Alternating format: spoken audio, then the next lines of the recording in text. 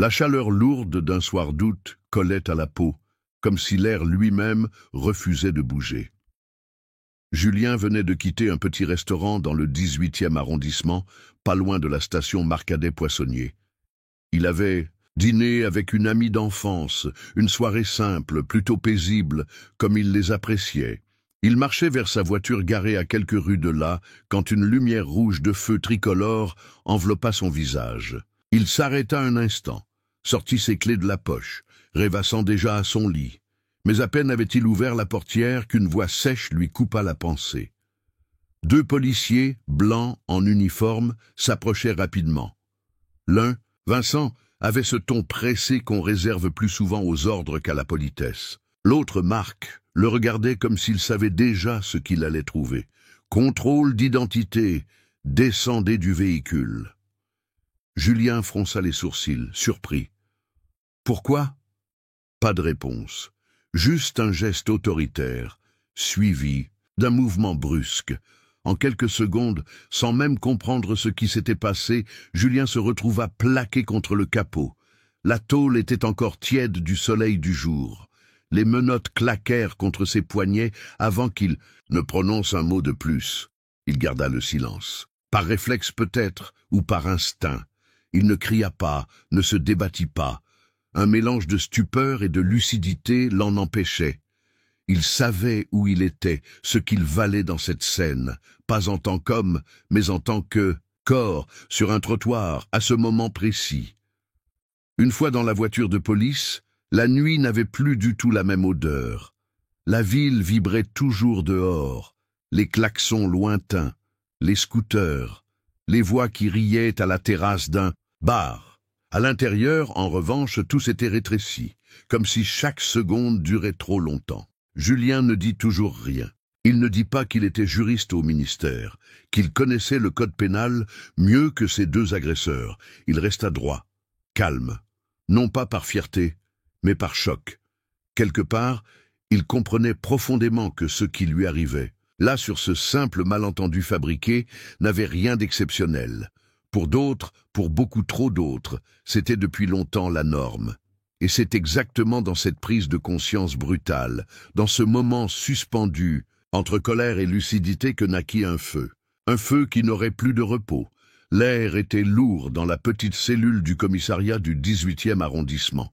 Une chaleur étouffante, presque poisseuse, collait au mur décrépit.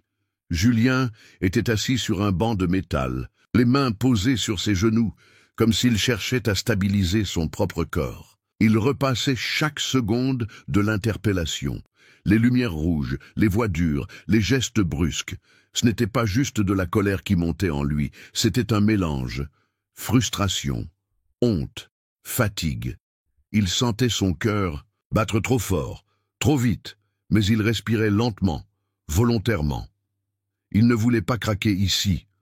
Autour de lui, 3 hommes attendaient aussi. L'un dormait presque, la tête contre le mur, pendant qu'un autre l'observait discrètement, les yeux à moitié plissés. Pas par méfiance, plutôt par curiosité. Julien ne ressemblait pas aux autres détenus. Il était bien habillé, calme, visiblement pas à sa place. Et pourtant, il était là, comme eux. Même banc, même odeur, même injustice silencieuse. Il n'avait toujours rien dit sur qui il était. Ce n'était pas encore le bon moment. Il gardait tout dans un coin de sa tête. Chaque regard des agents, chaque mot, chaque soupir. Il écoutait les chuchotements, les cris derrière les murs. Il prenait note, tout ça finirait par servir. Il en était sûr. Après un peu plus de 6 heures, sans explication, un des policiers ouvrit la porte et lui lança, l'air blasé, « C'est bon, tu peux y aller. » Pas de dossier, pas d'excuses, rien. Juste un geste vague vers la sortie. Julien sortit du bâtiment sans dire un mot. La lumière du matin lui brûla presque les yeux. Son poignet gauche lançait des petites douleurs aiguës et son cou lui rappelait la tension de la nuit. Il retrouva sa voiture comme il l'avait laissée. En montant à bord, il se sentait vidé, mais étrangement plus résolu. En rentrant, chez lui, dans son petit appartement du 11e, il trouva Camille, sa sœur, assise dans le couloir, dos contre la porte, les bras croisés. Dès qu'elle le vit, elle se leva d'un bond, les yeux brillants de colère. Elle ne parla pas tout de suite. Elle le prit dans ses bras, fort. Puis, elle le regarda. « On va pas laisser passer ça, Julien. Pas cette fois. » Et là, sans crier, sans éclater, quelque chose se mit en marche. Une stratégie commençait à naître. Camille n'avait presque pas dormi. Depuis le retour de Julien, elle tournait en rond entre sa salle de cours et les soirées de réunion avec d'autres, militantes, professeurs d'histoire géo. Dans un lycée du 20e arrondissement et engagée depuis des années dans plusieurs collectifs antiracistes, elle ne voyait pas de raison d'attendre. Pour elle, le silence était déjà une forme de défaite. Julien, assis à la table, du petit déjeuner, frottait son poignet encore douloureux. Il évitait le regard de sa sœur, concentré sur le café tiède devant lui. Il avait tout raconté la veille, en murmurant presque comme s'il n'y croyait toujours pas. « Tu vas porter plainte ?» demanda Camille, sans détour. Julien soupira. « Pas pour l'instant, faut que je réfléchisse. » Elle s'approcha, posa ses 2 mains à plat sur la table. « Moi, ça fait 15 ans que je vois des jeunes se faire contrôler, humilier, frapper. J'ai vu des gamins qu'on a cassés. Mais toi, t'as une position, t'as les mots, t'as les contacts. Si même toi, tu parles pas, qui va pouvoir ?» Il la regarda fatigué. Il voulait que ça passe, que ça s'efface. Il voulait croire que ce n'était qu'un incident, mais il savait que ce n'en était pas un. Quelques jours plus tard, Camille tenait une conférence informelle avec ses élèves de terminale sur les discriminations dans l'espace public. Elle sortit de ses notes une liste de témoignages d'interpellations arbitraires à Paris. Et, sans nommer son frère, elle parla d'un homme interpellé sans motif dans leur propre quartier 1 semaine plus tôt. Les élèves écoutaient en silence. Certains filmaient, d'autres prenaient des notes. La vidéo se retrouva vite sur les réseaux, partagée, commentée, relayée par des associations locales. En moins de 24 heures, les réactions fusaient. Des anciens élèves l'interpellaient, des figures engagées signalaient le poste. Camille avait lancé une vague sans même s'en rendre compte entièrement. Julien, en voyant la vidéo, sentit que quelque chose avait basculé. Ce n'était plus une affaire de choix. Le mouvement était en marche. Il pouvait se cacher, se taire ou alors prendre le contrôle de ce qui allait arriver. Alors il décida. Si tout devait exploser, alors ce serait lui qui tiendrait l'allumette. Pas par ego, par responsabilité. Dès que Julien pénétra dans la salle d'audience du tribunal de Paris, il ressentit cette tension glacée, pas celle des climatiseurs, mais celle d'un lieu où les regards pèsent plus que les mots. L'espace semblait figé, comme si chaque banc, chaque dossier, chaque mouvement devait respecter un rythme invisible, dicté par les murs eux-mêmes. Mais ce qui marqua surtout Julien, c'était la posture de la juge principale, Madame Lefebvre. Droite comme un mur, les bras croisés dès qu'elle ne lisait pas un dossier, elle coupait la parole à la défense avec sécheur, posait ses questions comme des verdicts. Les sourcils hauts, le regard perçant, elle transmettait un message, sans même l'avoir encore dit à voix haute. Ici, ce n'est pas vous qui décidez du ton. Julien, en silence, observait tout. Il savait que chaque détail comptait maintenant. Il comprit vite que les preuves qu'il apportait, aussi précises soient-elles, ne suffiraient pas. Il ne suffisait pas de raconter les faits. Il fallait réussir à exposer tout ce que ce procès représentait. Montrer comment la mécanique judiciaire peut se refermer automatiquement sur certains corps, certaines voix. Il n'était pas juste là pour prouver son innocence. Il était là pour démontrer, scène par scène, les incohérences de tout un système. Son avocat commis d'office, Maître Dubois, paraissait épuisé dès le début. Lunettes glissantes sur le nez, dossiers en désordre, voix hésitante. Julien crut d'abord qu'il avait tiré le mauvais numéro. Mais au fil des minutes, il nota un changement subtil. Le regard de Dubois devint plus attentif. Quelque chose dans l'attitude de Julien, dans sa précision, dans son calme, éveilla sa curiosité. Ce n'était pas un client comme les autres. Ça, il le sentait. Malgré cela, la première audience se termina avec un goût amer. La juge refusa plusieurs demandes faites par la défense, notamment l'accès à certaines images de vidéosurveillance. D'un ton sec, elle balaya les arguments sans émotion, comme une formalité parmi tant d'autres. Julien, en se levant, sentit un nœud au ventre, mais il ne laissa rien paraître. En quittant la salle, il murmura pour lui-même, presque imperceptiblement, « Là que les caméras commencent !» Il savait maintenant que ce procès ne se jouerait pas seulement entre quatre murs, mais aussi dehors, à la lumière de ceux qui, enfin, allaient te regarder. La salle d'audience était pleine ce matin-là. Étudiants en droit assis dans le fond, journalistes discrets sur leur carnet, proches venus soutenir Julien et quelques inconnus attirés par le bruit qui commençait à se répandre autour de cette affaire. L'ambiance était tendue, comme si tout le monde pressentait que quelque chose allait se passer. Julien, lui, restait droit, calme, les mains posées sur la table devant lui. Il écoutait attentivement, notant chaque mot du procureur, chaque mimique de la juge Lefebvre. Quand le procureur, un certain maître Garnier, lui lança une question apparemment anodine sur ses activités professionnelles, Julien ne répondit pas tout de suite. Il prit le temps de se lever, lentement, comme si chaque geste devait compter. Il regarda devant lui, sans défi, mais avec une fermeté tranquille. Avant de répondre à cette question, je pense que ce tribunal mérite de savoir qui je suis, enfin, qui j'ai été ces 20 dernières années. Un silence se posa. Il continua. J'ai été avocat au service du ministère de la Justice, attaché au dossier de droit civil. J'ai participé à plusieurs réformes liées à l'égalité devant la loi. J'ai défendu des centaines de cas comme celui-ci, mais jamais je n'ai pensé que j'allais en devenir un moi-même. Il n'avait pas haussé le ton, juste dit les choses, avec cette clarté qui traverse les couches d'hypocrisie. Les réactions furent immédiates, des chuchotements, des têtes qui se tournent. 2 personnes sortirent leur téléphone discrètement. La juge frappa sa petite masse contre le bois, réclamant le silence, mais le calme mettait du temps à revenir. Il y avait eu un basculement, et tout le monde l'avait perçu. Maître Dubois, jusque-là un peu effacé dans l'affaire, se redressa enfin sur son siège. Il fixait Julien, une lueur nouvelle dans les yeux. Il comprenait maintenant que cette affaire dépassait la simple défense d'un particulier. C'était une boule de neige prête à se transformer en avalanche. Le clip de la déclaration, filmé par une étudiante du fond de la salle, se retrouva en ligne avant même la fin de l'audience. D'abord sur un compte militant, puis repris par des pages d'information. En moins de 24 heures, il avait été partagé des milliers de fois. Julien n'était plus juste un homme interpellé à tort. Il devenait un symbole.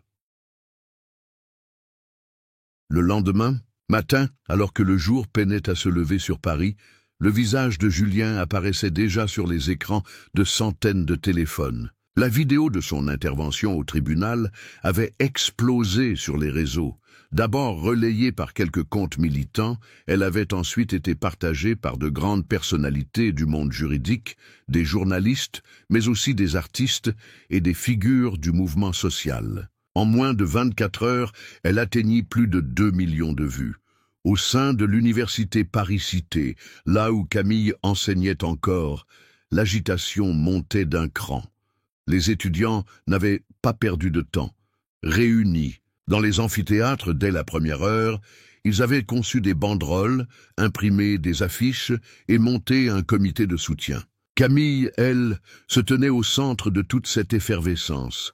Elle coordonnait les actions, contactait collectifs et syndicats, écrivait un appel à la révision des décisions de justice rendues par la juge Lefebvre. Très vite, une demande claire fut faite, rouvrir tous les dossiers récents dans lesquels cette magistrate avait statué sur des cas d'interpellation. Le mot d'ordre du mouvement était simple. Il a un nom, nous aussi. On le retrouvait écrit partout, sur des draps tendus à travers les balcons, sur des pancartes tenues à bout de bras dans les rues, sur les murs, juste en face du tribunal. Rapidement, la tension franchit les grilles du quartier. La ville se scinda presque en deux.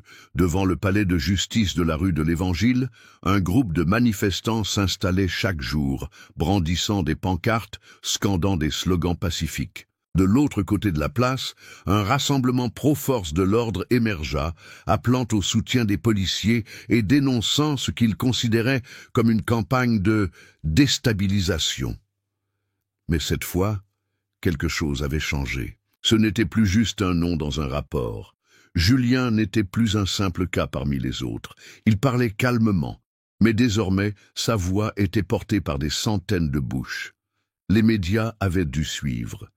Les débats surgissaient dans les radios, les plateaux télé, jusque dans les conseils municipaux. Et face à ce bruit collectif, le silence des institutions devint plus choquant encore, parce qu'il criait l'indifférence, parce qu'il révélait sans un mot que ce silence-là n'était pas une pause, mais une position. Avec la pression croissante de la rue et la médiatisation du procès, le parquet de Paris se trouva dans une position inconfortable. Les protestations constantes, la pétition remise par Camille et ses collègues, ainsi que l'attention grandissante des médias, contraignirent les autorités judiciaires à agir. Officiellement, ils parlèrent de simples vérifications internes. Mais à l'intérieur même du palais de justice, une cellule spéciale fut chargée de réexaminer plusieurs plaintes récentes. C'est là que les noms des policiers Morel et Duret, ceux-là même qui avaient interpellé Julien, ressortirent à plusieurs reprises. 5 cas, tous dans les 6 derniers mois, commencèrent à montrer un même schéma troublant. À chaque fois, les personnes contrôlées étaient racisées. Aucune infraction concrète n'avait été relevée et les rapports contenaient des justifications vagues. Force utilisée, fouilles au corps sans témoin, même formulation dans les procès-verbaux. Le profilage était devenu impossible à ignorer. Julien, de son côté, tentait de rester concentré sur l'essentiel. Son affaire n'était toujours pas jugée, les audiences suivaient leur cours. Et la juge Lefebvre, bien que plus prudente depuis l'éclatement public, refusait toujours certaines demandes de la défense. Mais chaque jour, son téléphone vibrait un peu plus. Des messages arrivaient sur ses mails et ses comptes en ligne. Des mères prenaient contact, des étudiants, des travailleurs ordinaires. Aucun ne cherchait à en faire un scandale nouveau, simplement à raconter. Des récits souvent brefs, parfois maladroits, mais lourds. Une arrestation sans raison en sortant d'un bar vers Nation, une fouille brutale devant une école du 19e, des humiliations répétées entre Bastille et Gare du Nord. Julien lisait, notait, il ne répondait pas toujours, mais tout restait avec lui. Il comprit alors quelque chose qu'il n'avait jamais pleinement saisi jusque-là. Même quand il n'avait pas parlé, même quand il s'était fondu dans le silence pour ne pas déranger, il avait été regardé, jugé, craint même parfois. Ce n'est pas qu'il était invisible avant, c'est que personne ne voulait vraiment l'écouter. Maintenant que la parole circulait, ce n'était pas seulement lui qui était entendu, c'était une mémoire collective entière qui sortait des ombres. Et ça, pour la première fois, changeait tout. Un soir, alors que Camille corrigeait des copies chez elle, un nouveau message arriva sur sa boîte mail personnelle. L'expéditeur s'appelait simplement Marceau. Aucun nom de famille. Aucune signature. Le sujet du mail « à utiliser avec précaution ». Intriguée mais prudente, elle ouvrit les pièces jointes. Il y avait là des extraits de courriels entre officiers, des fiches d'intervention et surtout des tableaux Excel, listant des contrôles d'identité effectués par certains agents, dont Morel et Duret, les 2 policiers impliqués dans l'affaire de Julien. Ce qui frappait d'abord, c'était la répétition de certains mots dans les commentaires internes. Profilage, priorité cible, quartier sensible à surveiller. Des termes qu'aucun document officiel ne mentionnerait jamais ouvertement, mais qui, ici, étaient écrits noir sur blanc. Certains échanges entre agents semblaient presque ironiques, à la limite du cynisme. Ils discutaient de quotas non déclarés, encourageaient des pratiques discriminatoires et se vantaient de connaître les bonnes têtes. Camille, abasourdie, appela Julien sans attendre. « J'ai reçu quelque chose, c'est énorme.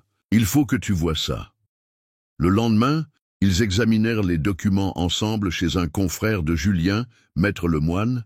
un des rares avocats à avoir soutenu sa démarche depuis le début. Avec deux autres juristes engagés sur des dossiers similaires, ils prirent le temps d'authentifier chaque pièce. L'adresse IP du mail d'envoi menait à un poste administratif situé dans un commissariat du 11e arrondissement. Personne de connu n'y était clairement identifié, mais la source savait manifestement de quoi elle parlait. Elle avait accès aux bons classeurs, aux bons échanges. Julien savait que balancer tout dans la presse risquait de brouiller le message. Cela allait provoquer du bruit, oui, mais aussi des tentatives d'étouffement, de confusion. Il ne voulait pas offrir cette opportunité aux autorités. Alors, ils décidèrent de construire une stratégie plus solide. D'abord, croiser les documents avec les témoignages reçus. Ensuite, convoquer un groupe d'experts indépendants pour les analyser publiquement. Et enfin, préparer un recours pour que ces preuves émergent dans un cadre légal, en audience, face à la même juge Lefebvre. Julien le répétait à ses proches, ce n'est pas un scoop, c'est un virage, un changement qui ne se joue pas dans le choc, mais dans la précision. Le plateau était installé dans une grande salle de Radio France, juste à côté de la maison de la radio, dans le 16e arrondissement. Le débat faisait partie d'un événement spécial diffusé sur France Télévisions, intitulé « Justice et République, où en est-on ?» Plusieurs personnalités locales étaient invitées, militants, juristes, responsables associatifs, et deux invités principaux pour la partie centrale de l'échange. Julien en face de Pascal Blondin, porte-parole du syndicat de police national. Julien avait longuement hésité avant d'accepter. La direction du collectif d'avocats, qui l'épaulait, tout comme ses anciens collègues du ministère, lui avait déconseillé d'y aller. Trop risqué, pas le bon moment, disait-il. Mais lui savait que ce moment-là comptait, et qu'il ne s'agissait plus seulement de défendre son cas, mais de répondre à cette parole publique qui, depuis le début, cherchait à minimiser les faits. En coulisses, la tension était palpable. Pascal, vêtu d'un costume strict et d'une cravate serrée, répétait ses fiches. Julien, lui, restait calme, les mains sur les genoux, concentré. Quelques techniciens passaient des câbles, essuyaient les tables, vérifiaient les micros. Le premier bloc fut lancé par une présentation neutre, chiffres à l'appui, sur l'augmentation des signalements pour violences policières. Puis vint le moment du face-à-face. Pascal commença, comme prévu, par nier l'existence d'un racisme structurel dans les forces de l'ordre. Il évoqua quelques cas isolés, parla de la difficulté du terrain, de la peur permanente des agents, du besoin de leur faire confiance. Julien ne l'interrompit pas. Il attendit. Puis, quand ce fut son tour, il ne cria pas, ne blâma pas. Il déroula les faits, les 5 cas récents, les courriers reçus, les échanges internes révélés. Mais surtout, il parla comme un homme qui a porté ça longtemps. Il raconta le sentiment d'être réduit à une silhouette, à une présence suspecte. Il expliqua ce que ça fait d'avoir à justifier son existence dans son propre quartier. Il n'inventa rien, il citait, il partageait. Quand il termina, aucun mot ne fut prononcé. Même Pascal, les mains posées à plat sur la table, resta muet. Le présentateur relança timidement le fil du débat, mais c'était trop tard. Dans ce silence-là, c'était comme si tout le monde, d'un coup, avait entendu ce qu'il fallait entendre. La nouvelle arriva un jeudi matin, presque par hasard. Camille lisait ses mails quand elle tomba sur un message d'un habitant du quartier où Julien avait été interpellé.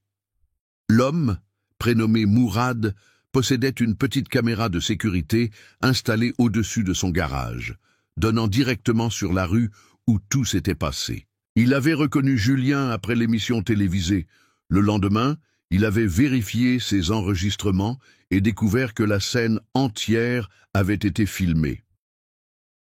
Julien, informé dans la foulée, se rendit personnellement chez Mourad pour récupérer la vidéo, accompagné d'un huissier et de Maître Lemoine. Une fois visionnée, plus aucun doute n'était possible. On voyait clairement que Julien ne résistait pas, ne levait jamais la voix, ne faisait aucun mouvement agressif. Il sortait même ses papiers en silence, les mains bien visibles. En face, les policiers, eux, paraissaient nerveux dès le départ. L'un d'eux, Morel, posait la main sur son arme dès les premières secondes. L'arrestation qui suivait semblait venir de nulle part. Aucun danger, aucune hostilité. Le contraste avec le rapport officiel était flagrant. Selon les documents, transmis par les forces de l'ordre, Julien avait prétendument refusé de coopérer, utilisé un langage provocateur et opposé une résistance passive à l'interpellation. Ce nouveau fichier vidéo remettait tout en cause. Quand la défense en informa le ministère public, les procureurs tentèrent immédiatement de bloquer l'introduction du document dans le dossier. Manque d'authentification, violation de la vie privée, enregistrement sans autorisation. Ils avancèrent tout ce qu'ils pouvaient. Mais à ce stade, la pression populaire était devenue écrasante. La vidéo avait déjà fuité, partagée par des associations, diffusée dans des émissions de débat, analysée image par image. Louise, qui jusque-là se contentait d'un rôle plus technique dans l'équipe de défense, prit la tête de la nouvelle requête en urgence pour faire valider la preuve. Il y mit toute son énergie. Ce n'était plus seulement une stratégie légale, c'était une nécessité morale. La vérité devait être exposée sans détour, sans filtre institutionnel. Pour la première fois depuis le début, ce n'était plus seulement une parole contre une autre. Le mensonge n'était pas seulement révélé. Il était mis à nu, montré, répété, partagé. Et cela, personne ne pouvait plus le faire disparaître. Quelques jours après l'admission officielle de la vidéo dans le dossier, un communiqué tomba sur les bureaux de quelques rédactions parisiennes. La juge Lefebvre faisait désormais l'objet d'une plainte déposée par un collectif de magistrats et avocats pour partialité et entorse répétée au principe d'impartialité dans le traitement de dossiers liés aux minorités. C'était une procédure rare, presque inédite dans l'histoire récente du droit français, mais les éléments accumulés étaient trop nombreux, trop visibles. Ces décisions passées, recoupées, montraient un déséquilibre trop évident pour être ignoré plus longtemps. Le Conseil supérieur de la magistrature, réuni en urgence, annonça l'ouverture d'une enquête interne. Une commission disciplinaire fut mise en place sous l'égide de l'École nationale de la magistrature. En attendant les conclusions, la juge fut temporairement suspendue de ses fonctions.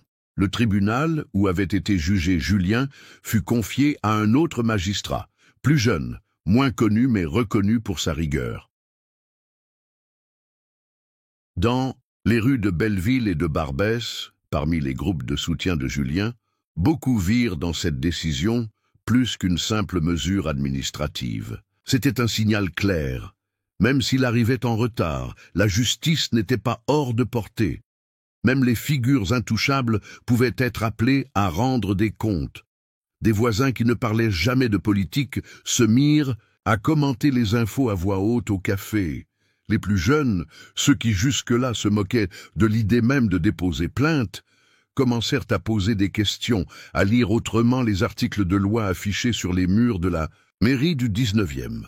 Mais Julien, lui, restait lucide. Il écoutait les félicitations, les marques de soutien, les commentaires enthousiastes, mais il ne s'en laissait pas distraire. Pour lui, cette suspension n'était qu'un début, une fissure dans un mur trop vieux, trop épais. Ce qu'il cherchait, ce n'était pas le plaisir de gagner une affaire, mais la possibilité de construire autre chose. Pas une vengeance, mais un système plus clair, plus équitable. Il l'avait dit un soir en réunion, « Je n'ai pas besoin qu'on brûle l'ancien monde, j'ai besoin qu'on en fasse un meilleur. Et pour ça, il ne faut pas juste du bruit, il faut un vrai plan. » Et ce plan, il allait falloir le bâtir ensemble.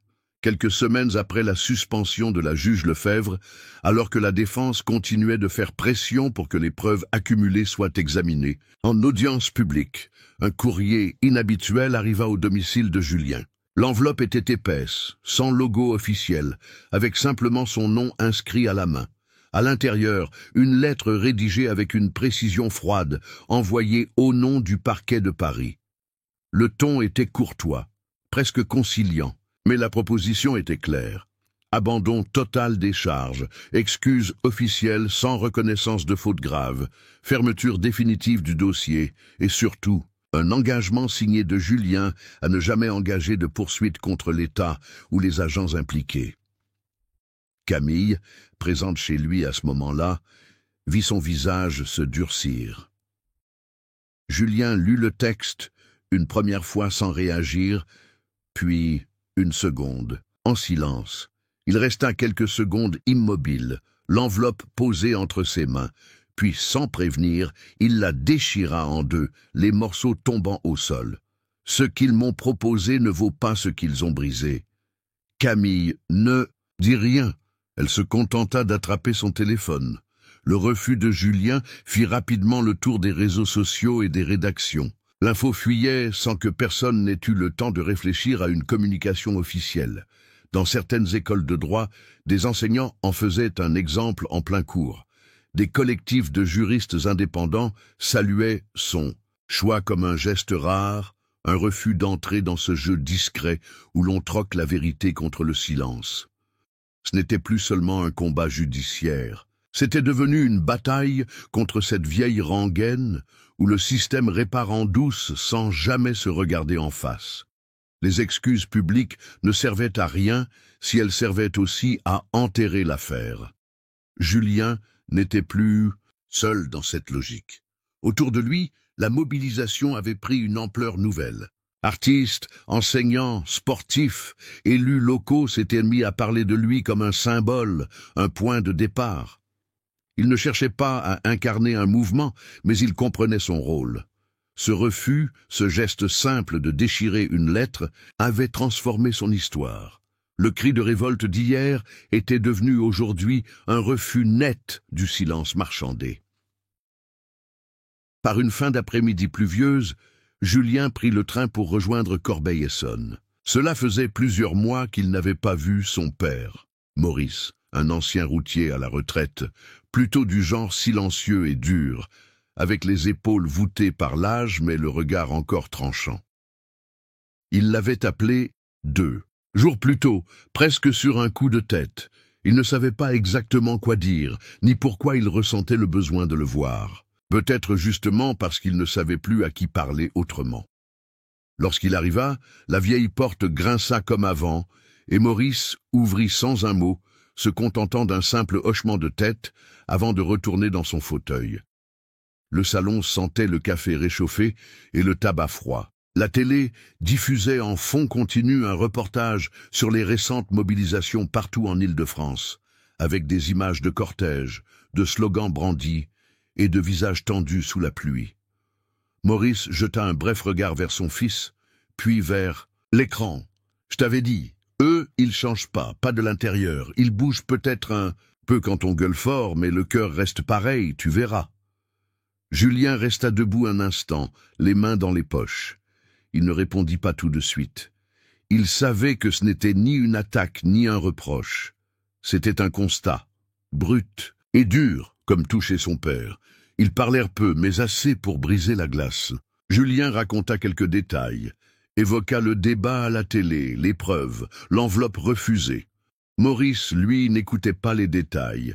Il regardait juste son fils parler, avec une fierté qu'il ne savait pas exprimer autrement. Sous ces mots râpeux, il y avait une forme de douceur maladroite. Un café réchauffé au micro-ondes, une main posée sur l'épaule, vite retirée. Et malgré tout ça, Julien sentit une forme de paix. Pas une victoire, mais un possible apaisement.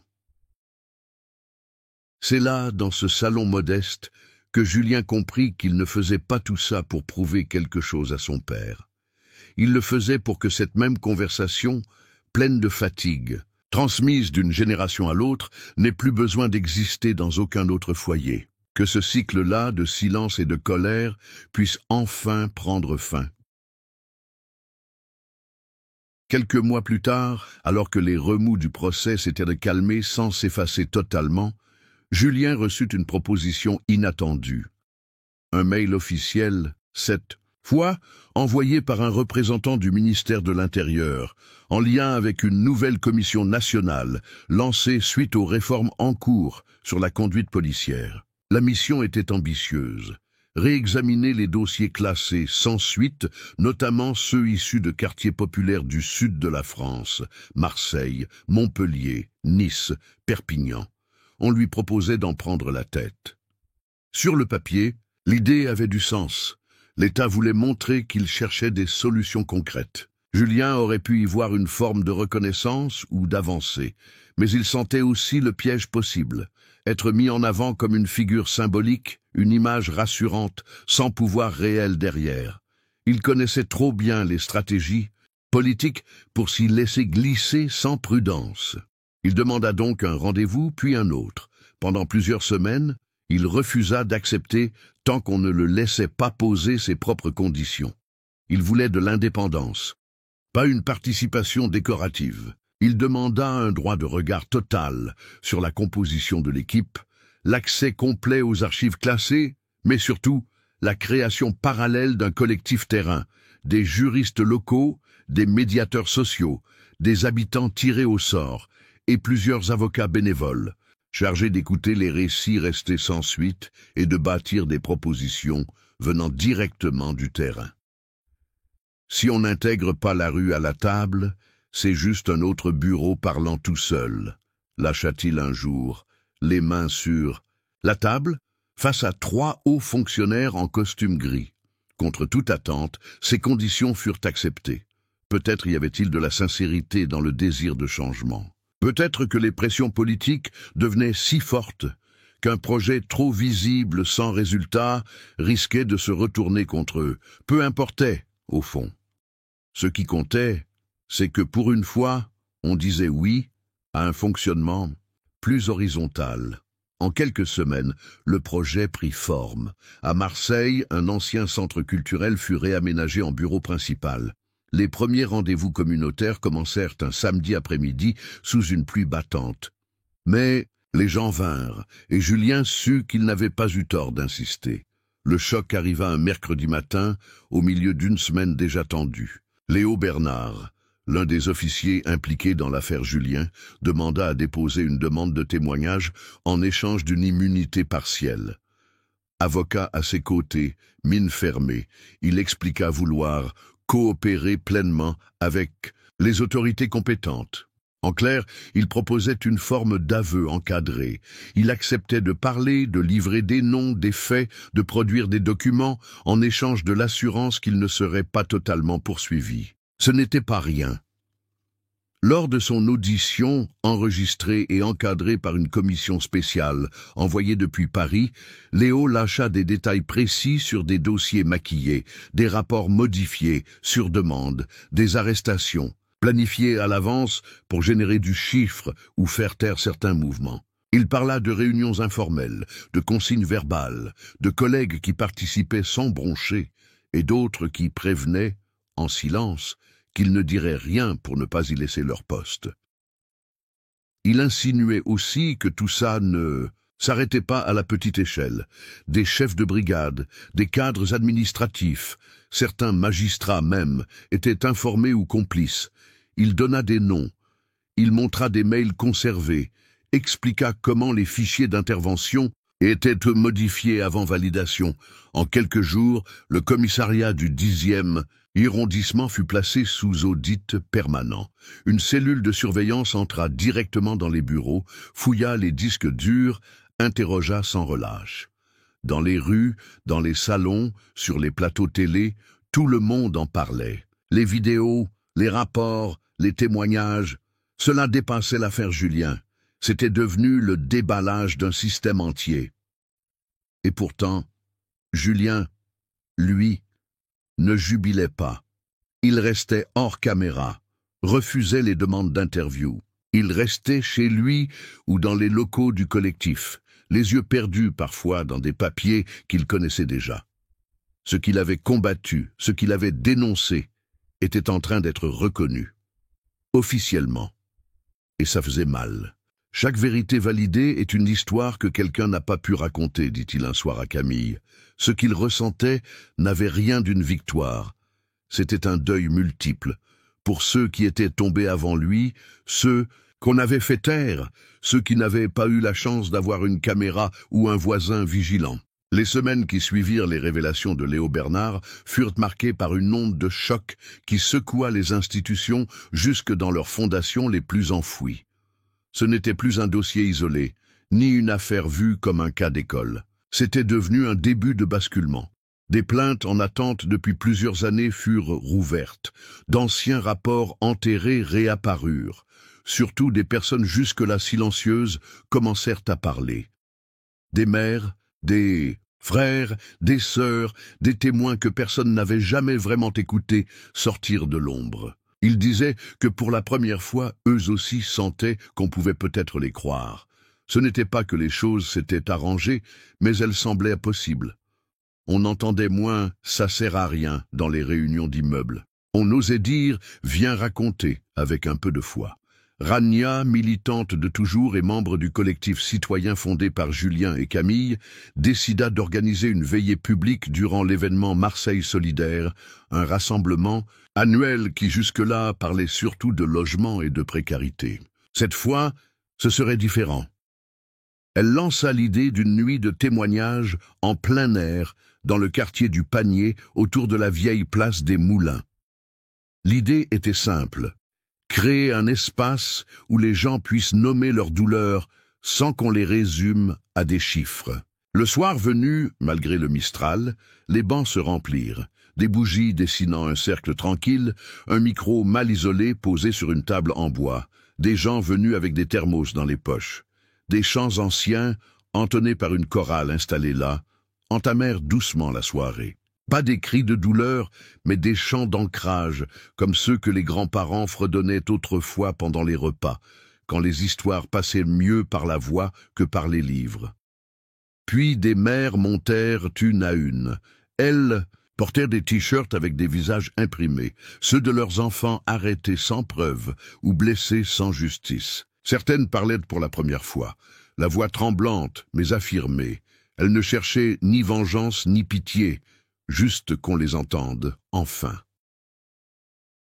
Ce soir-là, les noms ne furent pas seulement rappelés, ils furent reçus. Les gens ne pleuraient pas de tristesse, mais de force partagée. Dans son petit appartement du quartier de la Belle de Mai, Julien regardait les informations passer en boucle sur l'écran de la télévision. Le volume était coupé, mais les images parlaient d'elles-mêmes.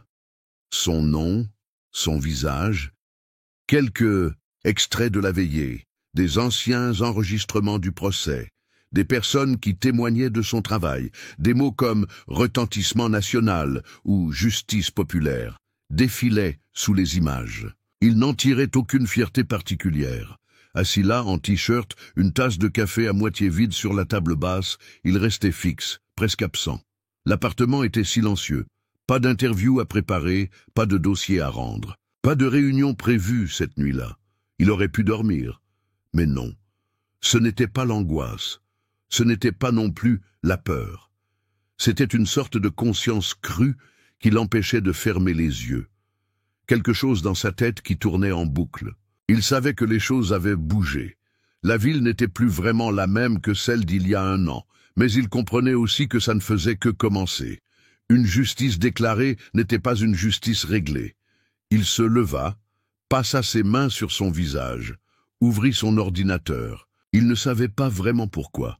Il tapa d'abord quelques phrases, sans trop y penser.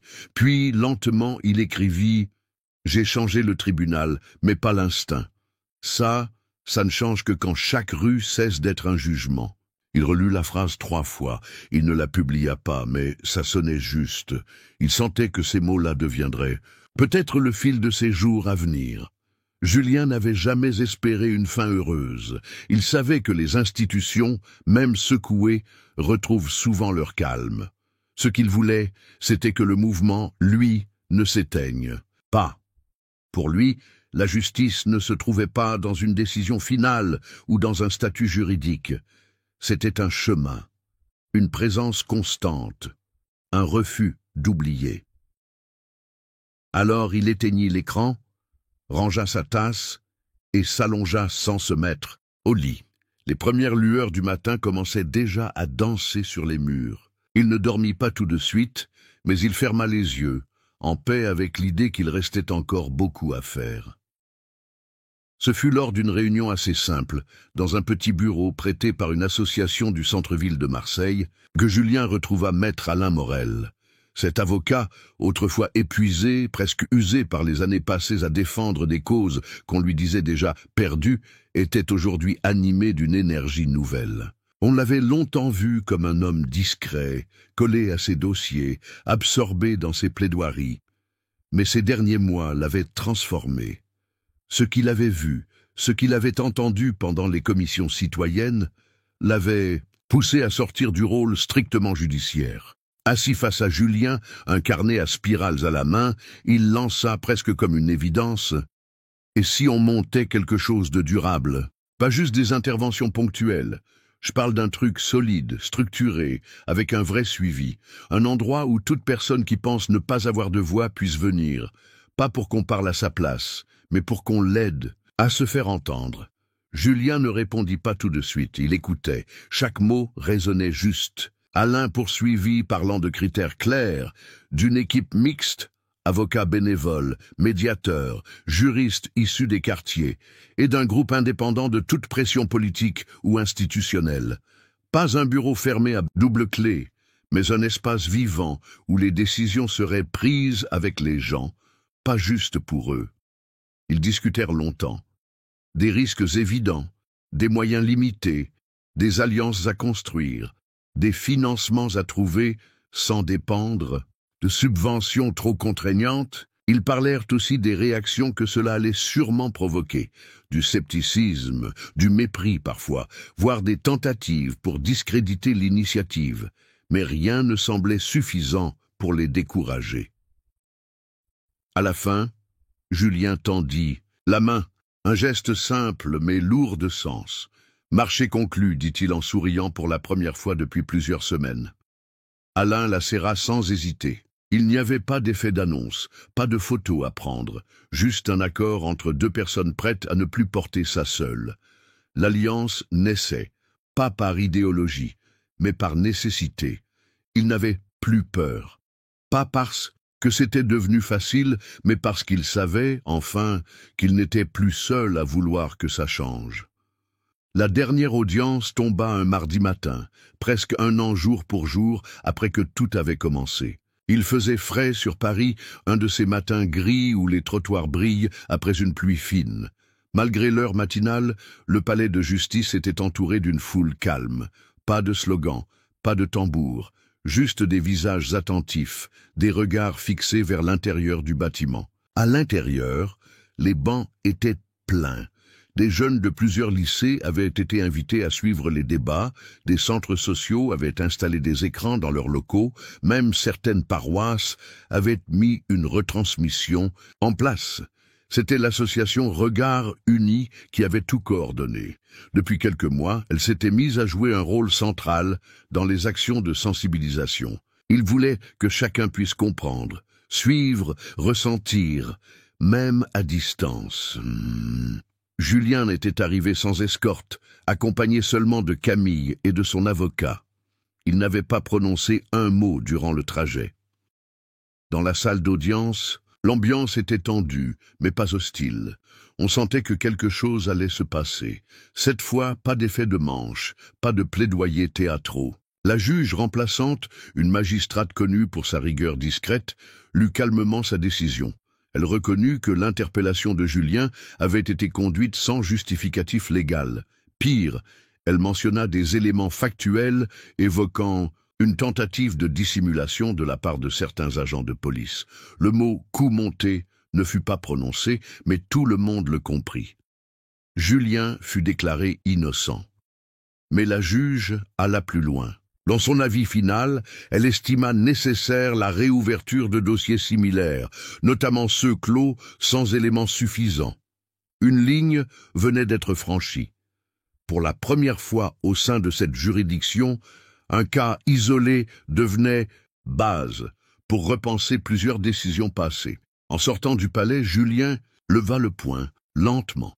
Mais ce n'était pas un geste de victoire, ce n'était pas pour célébrer. Il le leva comme on fait une promesse, les doigts fermes, tendus vers les nuages.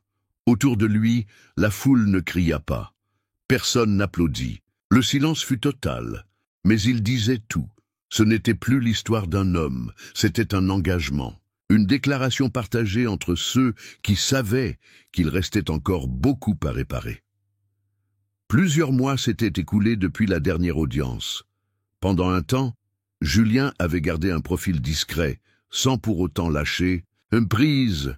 Il avait repris le travail au sein de Justice Populaire, l'organisation qu'il avait soutenue dès le début, mais malgré les encouragements, il refusait toute promotion ou reconnaissance officielle. Des propositions concrètes étaient devenues, y compris une médaille honorifique du ministère et un poste de coordination dans un organe de conseil sur les droits civiques. Il avait dit non à tout, pas par orgueil, mais parce que cela l'écartait de ce pourquoi il s'était levé au départ. Ce qu'il voulait, c'était aller plus loin. Avec Rania, Alain et un cercle grandissant de militants, d'avocaises et de chercheuses, il passa des semaines à structurer une nouvelle initiative, Observatoire Égalité and Justice. L'idée, créer une plateforme indépendante, à portée nationale, pour analyser, contester et rouvrir des dossiers de justice pénale entachés d'inégalités raciales. Dans leurs bureaux improvisés à Marseille, entre piles de documents et réunions Zoom, le projet commençait à prendre forme. Puis vint le jour de lancement. Une date choisie avec soin, le 21 mars, journée internationale pour l'élimination de la discrimination raciale. La cérémonie eut lieu en plein cœur du quartier du Panier, sur la grande esplanade devant l'ancien couvent transformé en centre culturel. Pas de décor officiel, juste une tente blanche, une scène sobre, des chaises pliantes alignées. L'ambiance, elle, était dense. Des familles, des jeunes, des anciens collègues, des gens venus de Lyon, de Lille, de Toulouse. Tous réunis autour d'une idée commune, que les erreurs du passé ne doivent pas se répéter en toute impunité. Julien monta sur scène en dernier. Il parla simplement. Il ne cherchait pas l'émotion, seulement la clarté. Il dit « Je ne peux pas vous promettre que ça n'arrivera plus. Ce que je peux vous dire, c'est que maintenant, le système sait. On est là, ensemble. Et cette voix, personne ne va nous faire taire. » Un silence suivit, puis les applaudissements, francs, nourris. Ce n'était pas pour lui, pas juste pour son histoire. C'était pour tout ce qu'il avait révélé, et surtout pour ce qu'ils allaient construire ensemble à partir de là.